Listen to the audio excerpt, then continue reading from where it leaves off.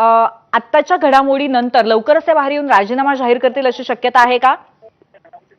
नक्कीच त्यांना आदेश तरी जी सूत्रांकडून माहिती मिळाली होती किंवा त्यांना स्पष्ट मुख्यमंत्र्यांनी राजीनामा देण्याचे आदेश दिलेले आहेत आणि तोच देण्यासाठी रुपाली चाकणकर खरं तर देवगिरी बंगल्यावरती येण्याची दाट शक्यता आहे. आता सुनेत्रा पवार यांचा कॉन्वॉय देवगिरी बंगल्यावर दाखल झाला आणि त्यांच्या पाठोपाठ स्वतः रुपाली चाकणकर या देखील दाखल झालेल्या आहेत. आता नेमका रुपाली चाकणकर राजीनामा देतात का आणि त्या बाहेर आल्यानंतर नेमकी काय प्रतिक्रिया देतात, कारण अद्याप त्यांचं या संपूर्ण प्रकरणामध्ये कोणतेही स्पष्टीकरण आलेलं नाहीये. त्यांच्या राजीनाम्याची सातत्याने मागणी विरोधी पक्षाकडून होत होती आणि आता नेत्रा आपण बघतोय की रुपाली चाकणकर देवगिरी बंगल्यावरती दाखल झाल्यात. आता नेमकी काय पावलं उचलतात आणि बाहेर आल्यावर काही माध्यमांशी बोलतात का हे पाहणं नक्कीच महत्वाचं असेल. सचिन, मुख्यमंत्र्यांशी बोलत असताना रुपाली चाकणकरांनी काय स्पष्टीकरण दिलं याबद्दल काही माहिती आहे का?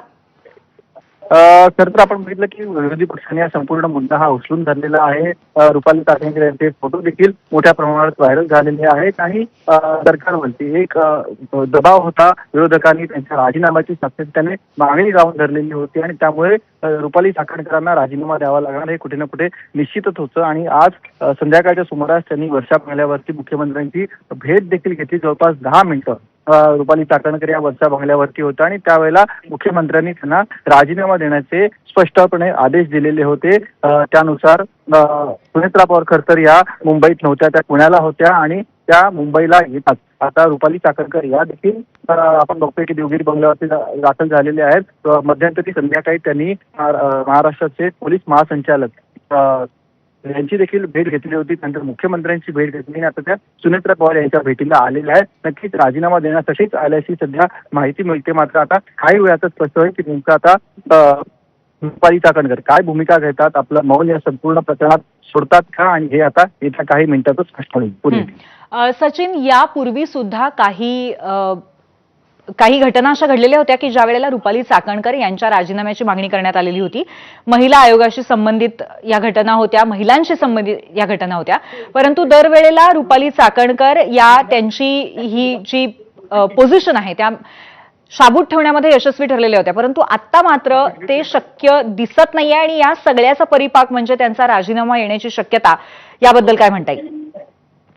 नक्कीच रुपाली चाकणकर या महिला आयोगाच्या अध्यक्ष होत्या. मात्र सातत्याने त्यांच्यावरती अनेक प्रकरणांमध्ये टीका देखील झाली होती. या देखील महाराष्ट्रामध्ये अनेक मोठी प्रकरणं महिलांच्या अत्याचारासंदर्भातली समोर आलेली होती. मात्र त्या प्रकरणांमध्ये ठोस भूमिका न घेतल्यामुळे रुपाली चाकणकर यांच्यावरती वारंवार टीका झाली. सचिन, एक क्षण थांबवते. आपले प्रतिनिधी निलेश बुधावले आपल्या सोबत आहेत. निलेश, आता सुनेत्रा पवारांच्या भेटीसाठी चाकणकर पोहोचलेले आहेत असं कळतंय, तर या संदर्भात काही अपडेट आहेत का? काय स्पष्टीकरण दिलं जाण्याची शक्यता आहे?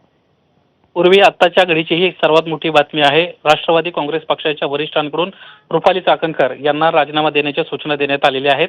महिला आयोगाच्या अध्यक्षपदाचा राजीनामा थोड्या वेळातच रुपाली चाकणकर या सुपूर्द करणार आहेत. नाशिक बोंदुगिरी प्रकरणामधील सातत्यानं ज्या बाबी समोर येत होत्या त्या गोष्टी पाहता राष्ट्रवादी काँग्रेस पक्षाची आगामी काळात बदनामी होऊ नये किंबहुना सध्या जी काही बदनामी झालेली आहे ती थांबावी यासाठीच आता हा एक महत्त्वपूर्ण निर्णय पक्षाच्या वतीने घेण्यात आलेला आहे. तशा सूचना रुपाली चाकणकर यांना देखील देण्यात आलेल्या आहेत. त्यामुळे रुपाली चाकणकर आपल्या महिला आयोगाच्या अध्यक्षपदाचा राजीनामा या सुपूर्द करताना दिसतील. कदाचित हा राज्यपालांकडे राजीनामा जाईल.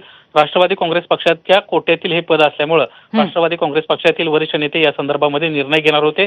रुपाली चाकणकर यांना आपला राजीनामा वाचावा, आपला राजीनामा होऊ नये यासाठी सातत्यानं प्रयत्न देखील केले. याच्यामध्ये सदानंद दाते यांच्या बरोबर आहे. नक्कीच रुपाली चाकणकरांनी स्पष्टीकरणाचे अनेक प्रयत्न केले परंतु ते यशस्वी झालेले नाहीयेत. मुख्यमंत्र्यांनी राजीनामा देण्याचे आदेश दिल्यानंतर आता त्या लवकरच तो सुपूर्द करतील असं कळतंय. धन्यवाद निलेश, तुम्ही दिलेल्या माहितीबद्दल. याबरोबर 0 आवर मध्ये इथेच थांबतोय. पाहत रहा एबीपी माझा.